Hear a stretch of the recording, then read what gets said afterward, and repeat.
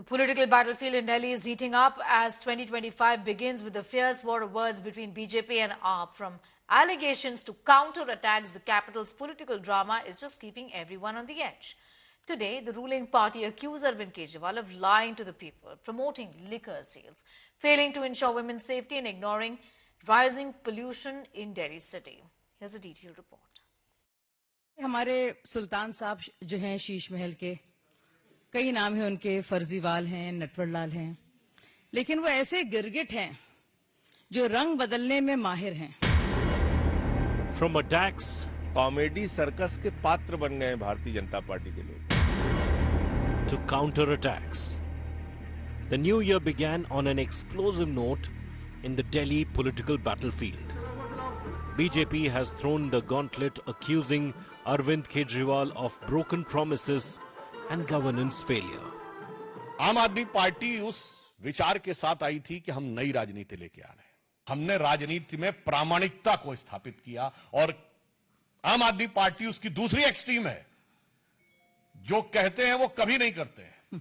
दिल्ली महिलाओं के लिए सुरक्षित बनाएंगे और भारत के इतिहास का इकलौता उदाहरण जहां किसी भी सरकार के मुख्यमंत्री आवास में उसी पार्टी की महिला सांसद की पिटाई की गई और आरोप लगा मुख्यमंत्री के ओएसडी पर. BJP also listed out New Year resolutions for the Aam Aadmi Party chief.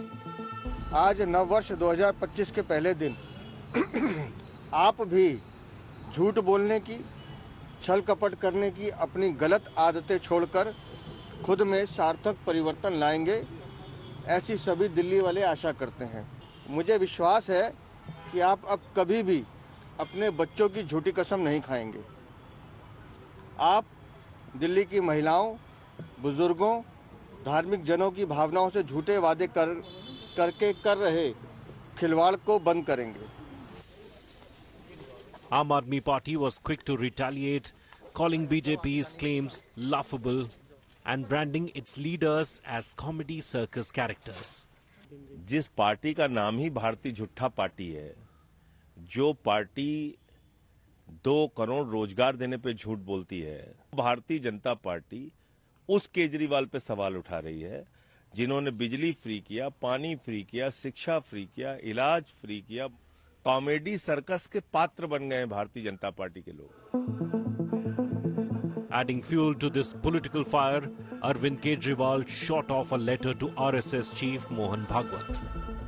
In his letter, Kejriwal questioned whether the RSS endorses BJP's alleged wrongdoings. संघ को लिखिए नहीं, संघ से सीखिए. झुग्गी झोपड़ी और दलित बस्तियों में काम करने वाला भारत का सबसे बड़ा ऑर्गेनाइजेशन है सेवा भारती, जो आरएसएस से जुड़ा हुआ है. तो सेवा का भाव सीखिए, सियासत की चाल छोड़िए. एक तरफ आरएसएस स्वयं को कहती है कि हम एक सामाजिक सांस्कृतिक संस्था हैं, हमारा राजनीति से कोई लेना देना नहीं, और भारतीय जनता पार्टी के लिए आरएसएस दिल्ली के अंदर प्रचार करना चाहती है और जुटे हुए हैं उनके लोग.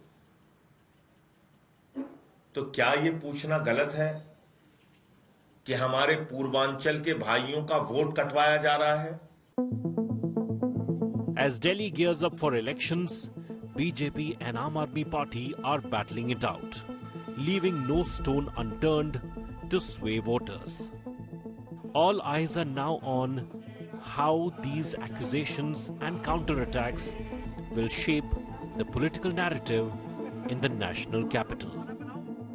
Bureau Report, India Today.